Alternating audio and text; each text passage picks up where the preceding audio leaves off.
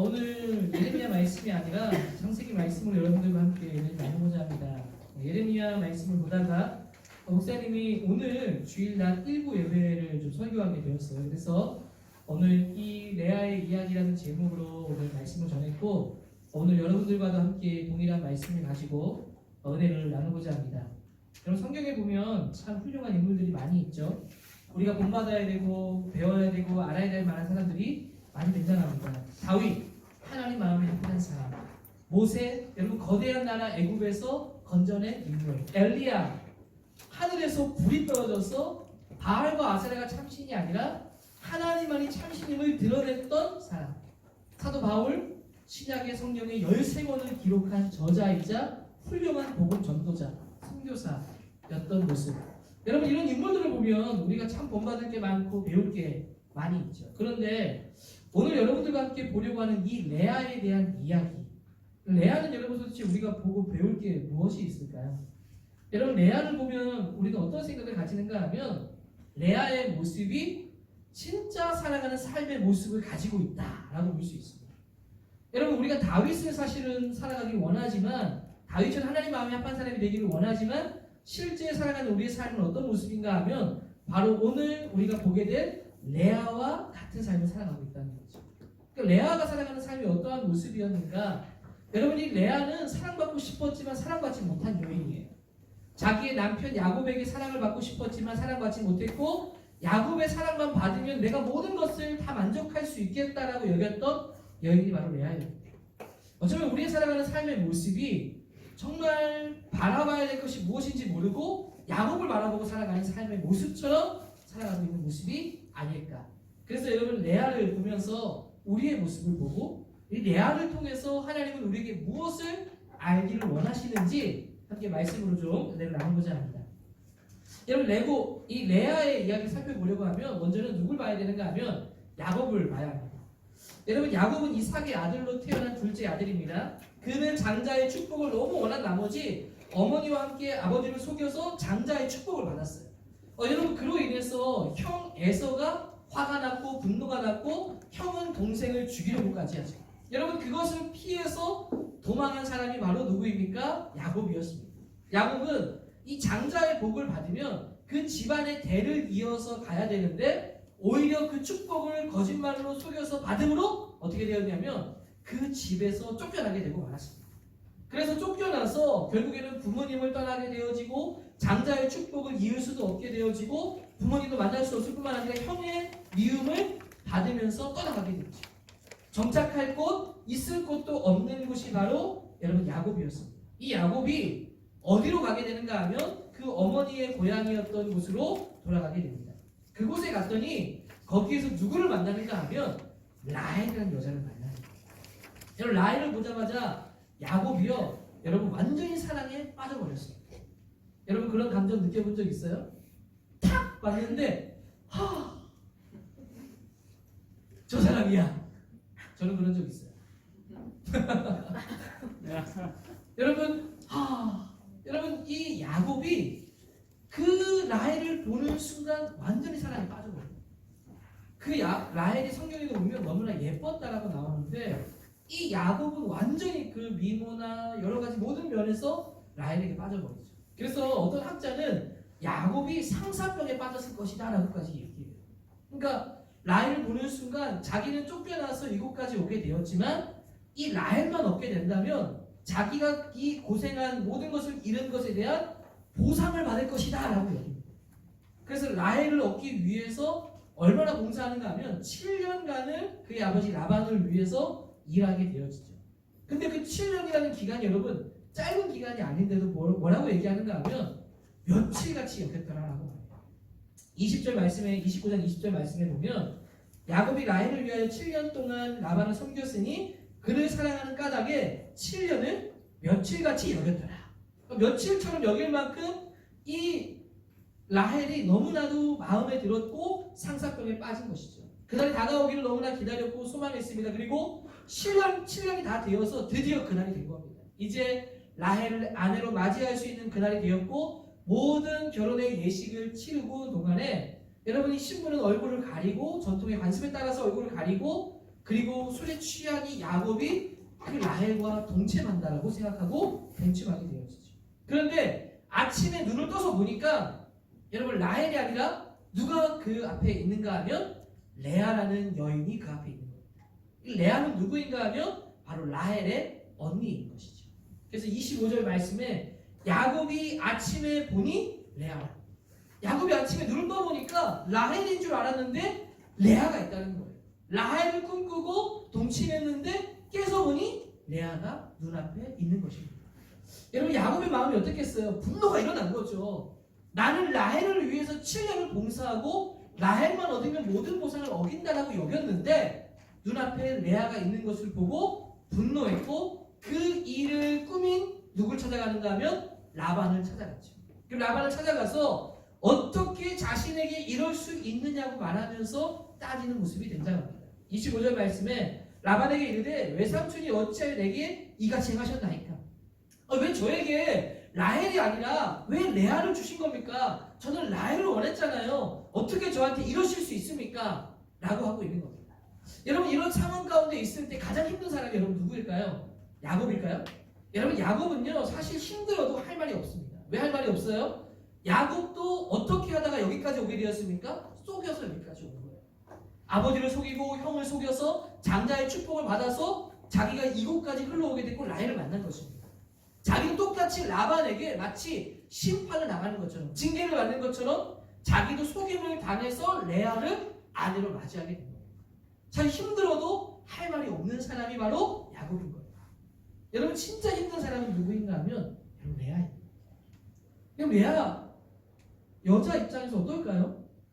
그 남자가 이제 자기의 남편이 되었어요.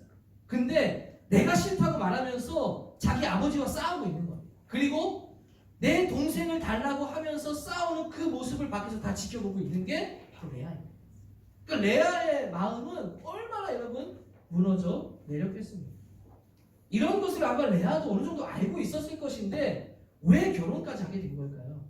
아마도 라반이 네가 장자이기 때문에 네가 먼저 장녀이기 때문에 결혼해야 된다라고 말했을 것이고 너가 결혼하면 더 야곱이 너를 좋아할지 어떻게 아느냐라고 말하면서 설득했을지 모릅니다. 아마 레아의 마음속에도 이 야곱과 결혼할 때 이 야곱이 라헬을 좋아하는 걸 알고 있었지만 나와 결혼을 하고 내가 노력하고 내가 열심히만 잘하면 나를 알아봐 줄 거야. 나를 사랑해 줄 수 있을 거야 라는 기대감과 소망을 가지고 여러분 아마 결혼에 임했을 거라고 생각합니다. 여러분 그런 기대감이 하루 만에 무너진 거예요. 결혼 첫날 밤을 보내고 아침에 눈을 떴는데 야곱의 그 분노하는 모습을 보고 자기 아버지에게 찾아가가지고 저 사람 싫다고 내가 싫다고 말하면서 그 모습을 지켜보고 있는 거예요. 여러분 레아의 마음은요 비참했습니다. 도저히 상상할 수 없을 만큼 수치스러웠고 너무나 창피했을 겁니다. 그녀의 가슴은 여러분 무너져 내렸을 겁니다. 이런 레아의 마음도 모르고 야곱은 다시 라헬을 얻기 위해서 7년간 봉사를 시작하죠. 레아가 아내가 되어서 이제 정식 부인으로 옆에 있음에도 불구하고 눈길 하나 주지 않는 레아에게 있어서는 지옥 같은 삶이 시작된 거예요. 레아는 여러분 야곱의 무심함에 여러분 울었을 겁니다. 자신을 바라봐주지 않는 야곱으로 인해서 마음 온통 상처투성이가 되었을 겁니다. 여러분 사람 사이에 있어서 가장 큰 폭력이 뭔지 아십니까? 언어이고 무관심입니다. 여러분 사람으로요 말로 사람을 죽일 수 있고요 무관심으로 사람을 비참하게 만들 수 있어요. 이 레아는 언어로 이미 죽어가고 있었고 무관심으로 비참함 속에 살아가고 있는 지옥 같은 삶을 살고 있었어요. 그녀는 괴로웠을 거죠. 그녀는 야곱의 사랑을 얻기 위해서 여러분 온갖 노력을 쏟게 됩니다. 여러분 감사한 것은 이제 7년이 다 채워져서 총 14년이죠. 채워진 뒤에 야곱이 드디어 라헬을 아내로 얻게 됩니다.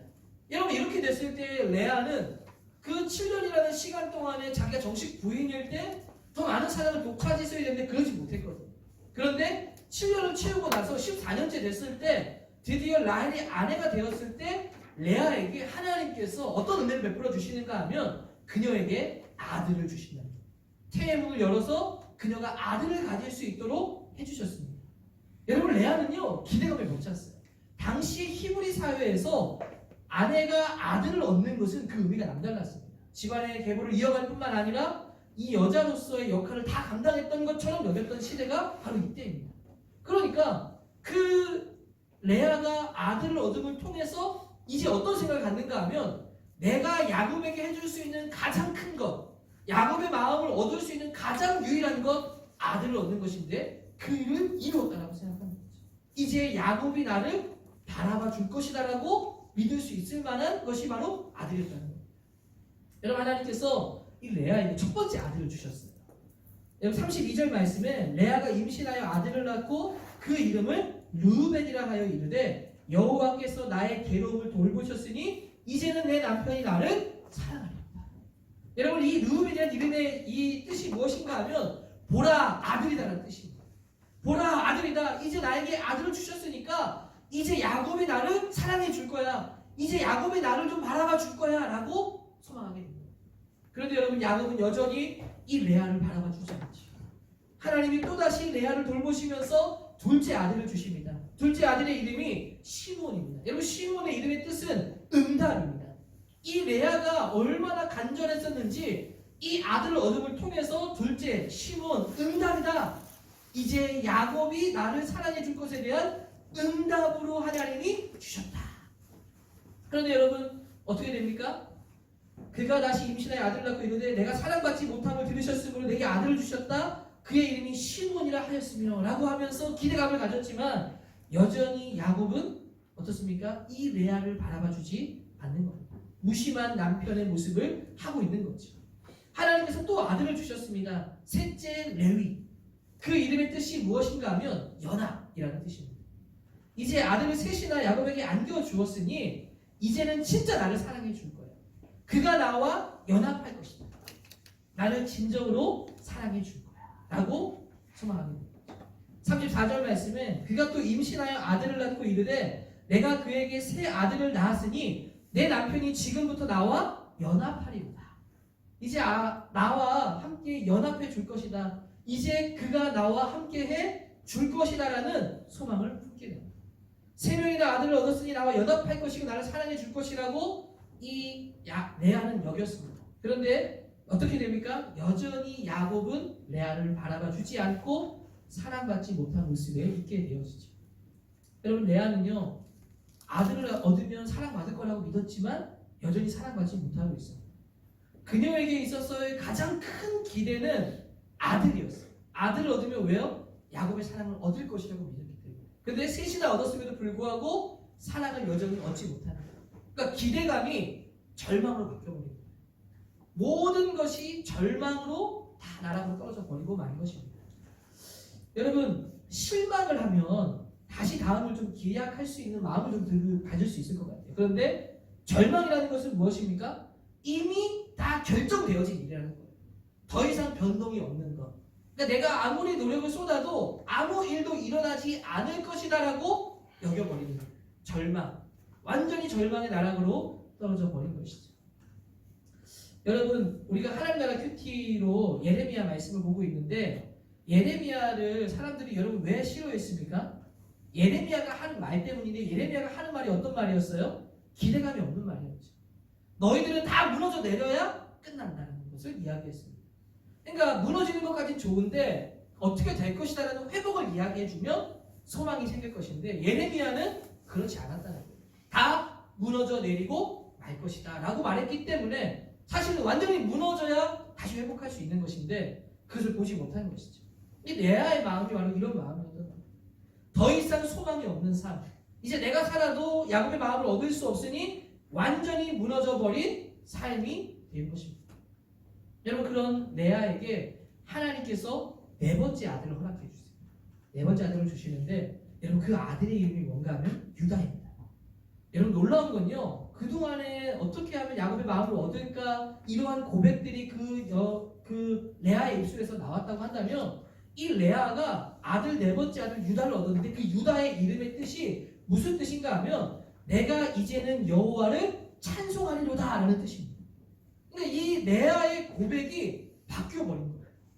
그동안에 야곱의 사랑을 얻지 못했던 이 레아가 그렇게 갈구하던 야곱의 사랑을 얻지 못했음에도 불구하고 네 번째 아들을 갖게 되었을 때는 하나님을 향한 찬송으로 고백이 바뀌어버렸다는 거예요. 여러분 어떻게 이 고백이 바뀌게 된 것일까요? 그렇게 바뀌게 된 것은 그녀가 바로 하나님의 사랑을 깨닫는 것입니다. 야곱을 구할 때 채워지지 않는 그 하나님의 사랑에 드디어 눈을 뜨게 된 것이죠. 야곱으로 채워지는 것이 아니라, 야곱으로 누려지는 것이 아니라, 나를 바라보지 않는 야곱으로 하나님 내 사랑이 채워지는 것이 아니라는 것을 깨달은 것입니다.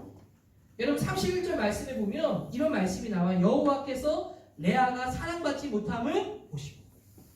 레아가 정말 고난의 그런 시간들을 보내고 있는 동안에 어떤 마음을 깨닫게 되는가 하면, 야곱의 외면을 통해 하나님께서 자신을 돌아보시고 아들을 보내주신 그 하나님의 은혜를 깨닫게 된 겁니다. 그러니까 그의 시선이 그동안에 야곱에게만 향해 있던 것이 이제는 하나님께로 시선을 돌려지게 된 거예요. 그것을 깨달아지고 그것을 알게 되자 여러분, 레아가 이제서야 비로소 내가 여호와 하나님을 찬송하리라. 여러분, 우리가 하나님을요 가장 깊이 있게 만날 때가 언제일까요? 어느 순간에 우리가 하나님을 가장 정말 은혜롭게 만나게 될까요? 평안할 때가 아니라 고난 가운데 있을 때 우리가 하나님을 정말 더 깊이 있게 만나게 됩니다. 바로 이 레아가 고난 가운데서 눈을 뜨게 된 거예요. 하나님이 어떤 분인지에 대한 소망을 보게 된 것이죠. 여러분, 저는 아들에 대한 이야기하면 떠오르는 인물 중에 하나가 누구인가 하면 한나입니다. 한나도 여러분 어떻게 기도했습니까? 아들을 얻고 싶다고 하나님 앞에 기도했죠. 여러분, 기도하던 중에 한나가 깨달은 게 있습니다. 무엇을 깨달았는가 하면, 자신의 부림과 함께 이 영적인 시대, 사무엘 시대 때 있었던 그 시대의 어둠을 보게 되는 거예요. 마치 영적인 부림의 시대를 보게 되어지고 이 한나의 기도가 바뀌어집니다. 아들을 달라는 기도가 아니라 하나님께서 이 시대를 회복해달라는 기도로 바뀔 뿐만 아니라 자기에게 아들을 주시면 그 이 시대를 위해서 하나님께 드리겠다는 소원을 드리게 됩니다. 그리고 하나님의 그 회복을 위한 기도 가운데 하나님께서 한나에게 여러분 아들을 주시죠. 그렇게 가지고 싶었던 아들을 얻었던 그 한나. 근데 그 한나는 아들을 준 것으로 기뻐하는 것이 아니라 그 한나의 고백의 찬송을 보면 어떤 고백을 하는가 하면, 하나님께서 이 시대에 아들을 보내주신 것에 대한 감사를 드리게 됩니다. 바로 그녀가 고통 가운데, 고난 가운데, 애통 속에서 찬양으로 변화된 거죠. 그 고난을 통해서 더 깊이 하나님의 은혜를 깨닫게 된 거예요. 여러분, 레아도 마찬가지로 야곱의 사랑을 그렇게 바랬지만 그러한 어려움 속에서 하나님을 발견하게 됩니다. 그래서 야곱이 나를 외면하지만 하나님 나를 찾아봐 주시는 것에 대한 은혜로, 야곱이 아니어도 되는구나. 야곱이 나를 채워주는 것이 아니구나. 하나님을 내가 바라보게 될 때 내 삶이 의미가 있구나 라는 것을 여러분 깨닫게 됩니다. 여러분, 레아는요 그래서 불쌍한 사람이 아닙니다. 우리가 레아를 그냥 볼 때는 야곱의 사랑을 받지 못한 여인으로 안타깝다, 불쌍하다 라고 여길 수 있지만, 사실은 레아는요 불쌍한 사람이 아닙니다. 왜 그렇습니까? 레아는 이제 야곱을 바라보는 것이 아니라 하나님을 바라보는 사람이 돼요. 야곱을 바라봤을 때는 자기는 불쌍한 사람이었습니다. 사랑받지 못했기 때문에. 그러나 하나님께로 자기의 시선을 돌리는 순간 자기가 어떤 삶의 존재인지를 알게 된 거예요. 야곱은 외면하지만 하나님은 나를 바라봐 주시는 분이다 라는 것을 깨닫게 된 것이죠. 물론 여러분, 이 유다가 시간이 흘러서 어떻게 되어집니까? 그리고 흘러 예수 그리스도가 출생하게 되는 족보의 계보에 그 유다 지파가 이르게 되죠. 바로 그 유다를 낳은 사람이 바로 레아라는 겁니다. 여러분, 레아만큼 이런 축복받은 사람이 어디 있습니까? 예수님의 오실 길을 준비한 사람. 바로 유다의 후손이 예수님이라는 것이죠. 여러분, 레아는 우리 눈으로 볼 때 야곱 때문에 불쌍하게 보이지만 사실은 가장 행복자이며 가장 하나님의 사랑을 많이 받은 사람이라고 할 수 있습니다. 그래서 저는 여러분, 우리의 삶의 모습이 사실 레아와 같거든요. 우리도 사실은 구하지도 못하는 것들을 쫓아서 살아가고 있지 않습니까? 어떻게 하면 야곱의 사랑을 받을까라고 생각하면서 살아가는 삶의 모습이 우리의 모습이라는 거예요. 공부를 조금만 잘하면 마치 이게 아들인 거죠. 공부를 조금만 잘하면 사람들이 나에게 관심을 줄 거예요. 내가 좋은 대학에 들어가고 내가 좋은 성적을 얻으면 사람들이 나를 알아봐주고 나를 사랑해 줄 거야 라고 착각하는 거예요. 근데 여러분, 진짜 좋은 성적 얻고요, 진짜 좋은 대학 들어가고요, 좋은 걸 많이 얻는다고 해서, 돈을 많이 번다고 해서 사람들에게 여러분 야곱의 사랑을 받게 될까요? 레아처럼 되는 거예요. 사랑받지 못할 것을 찾아가면서 헤매이고 마는 것이죠. 우리가 아무리 열심히 쌓아도 여러분 야곱의 사랑은 우리에게 주어지지 않습니다. 끊임없이 우리를 비워내고 라헬과 같은 열등의식 속에서만 살아가게 되는 거예요. 여러분 우리가 진정으로 이 야곱을 향한 갈망에서 벗어나는 것은 우리의 삶의 의미가 야곱에게 있는 것이 아니라 어디에 있다라고 봐야 됩니까? 하나님께 있다는 것을 알고 그것을 바라봐야 됩니다. 하나님을 바라보게 될 때 우리의 삶의 진정한 의미를 찾는 겁니다. 내가 얼마나 소중한 사람인지를 알게 됩니다. 여러분 하나님만 바라보게 되길 주의 이름으로 축복합니다. 여러분 하나님을 바라보게 될 때 삶의 의미가 나타난다는 거예요. 여러분 자꾸 다른 것으로 이것이 나를 알아주겠다고 생각해서는 안 된다. 다른 것을 쫓아가면서 이게 나를 좀 더 드러내주겠지, 사랑을 받게 해주겠지, 이 사랑은 절대 채워지지 않는다. 근데 우리가 눈을 들어서 이제 이것을 바라보는 것이 아니라 야곱을 바라보는 것이 아니라 하나님께 우리의 눈을 들어볼 때 내 존재가 드러나기 시작하는 거예요. 내 삶의 의미가 나타나기 시작하는 거예요. 너는 소중하다. 너는 특별하다고 하나님 나를 불러주신다는 거예요. 거기에 내 삶의 의미가 있고 사랑하는 의미가 있다는 거예요. 특별히 여러분 레아처럼 되기 쉬운 것 중에 이 야곱 중에 되는 것 중에 쉬운 것 중에 하나가 뭐냐면 자기 연민입니다. 여러분 레아는 모든 가정을 겪으면서 이런 생각을 했을 거예요. 야곱의 사랑을 받지 못하면서 나는 늘 불쌍해. 나는 늘 라헬보다 부족해. 내가 제일 힘든 사람이라고 생각하는 거. 다른 사람과 비교하면서 나는 안 된다라고 생각하는 거. 그래서 오히려 잘 되는 것을 두려워합니다. 왜 두려워하냐면 나를 불쌍하게 자꾸 만들어줘야 사람들이 나에게 관심을 가져가라고 생각하거든요. 그 자꾸 나를 불쌍하게 만드는 거, 이 자기 연민입니다. 자기 연민은 곧 교만이에요. 왜 교만인가 하면 자기 사랑과 연결된 거예요. 하나님이 아니라 자꾸 내가 사랑받고 싶어서 나를 불쌍하게 만들어버립니다. 나는 늘 불쌍한 사람이야 라고 말해서 자꾸 사랑을 갈구하는 거죠. 이렇게 해서라도 내가 사랑받기를 원하는 교만함이 있다는 거죠. 레아는 바로 그러한 상황에서 깨져버린 거예요. 여러분들 가운데도 자기 연민으로 같이 사람들 많이 있을 거예요. 나는 늘 안 돼. 이러면서 늘 부족하고 늘 안 되는 것을 자꾸 자기 불쌍한 이야기를 해서 사람들이 관심을 받으려고 하는 모습. 여러분 이게 깨져야 된다는 거죠. 슬픈 영화 속에 나를 가두어서는 안 된다는 거예요. 어떻게 이것을 깰 수 있느냐? 하나님을 바라보기 시작합니다. 우리 하나님의 눈을 들어서 그 하나님을 바라보기 시작할 때 거기에서 진짜 내 삶의 의미가 드러나기 시작하는 거예요. 거기에서 우리가 이 유다의 고백을 들을 수 있는 거예요. 이제야 내가 비로소 여호와를 찬송하리라. 여러분 우리의 삶의 의미도 라헬과 비교하며 살아가는 것이 아니라 불쌍한 사람으로 살아가는 것이 아니라 하나님께 맞추어진 삶을 살아갈 수 있게 되기를 주의 이름으로 축복합니다. 목사님 특별히 사실 주일 설교 때는 목사님 몇 가지 더 이야기 많이 했거든요. 좀 줄이면서 목사님 드라마 이야기도 좀 하기도 했는데 여러분 정말 불쌍하게 살아가는 사람들이 많이 있다는 것을 보고 이 레아의 이야기를 보면서 이 묵상을 할 때 제 마음에 드는 것 중에 큰 마음 중에 하나는 내 모습이 레아입니다. 여러분 제가 이 설교를 마치고 어떤 분도 저에게 와가지고 그렇게 얘기하시는 분이 계셨어요. 제가 레아 같았다. 제가 레아인 것 같아요 라고 말하는 분들이 계셨어요. 여러분 우리의 삶의 모습은 레아와 같죠. 자꾸 원하지 않는 모든 것을 거기서 삶의 의미를 찾으려고 합니다.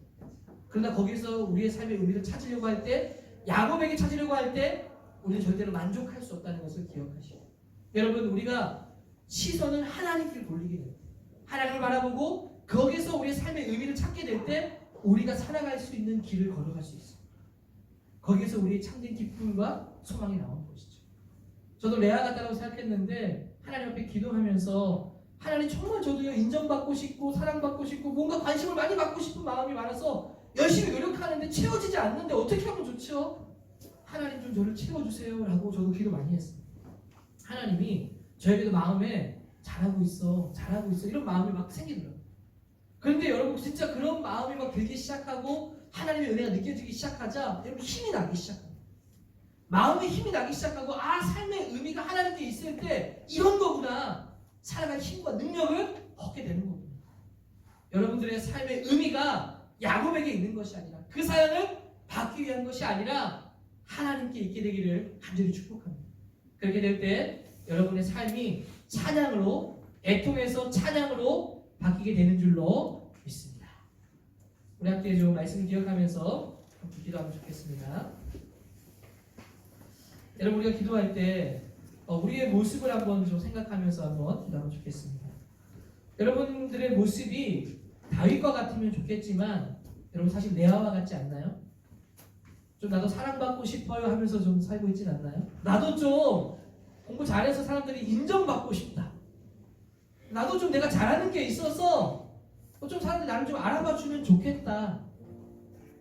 근데 여러분 잘 쌓고 아무리 쌓아도요 아들 얻어도 야곱은 사랑해주지 않았어요. 여러분들이 지금 끊임없이 쌓아가는 것들이 여러분을 채워주지 않습니다. 그 레아의 모습처럼 살아가는 게 실제로 어쩌면 우리의 모습이라는 거죠.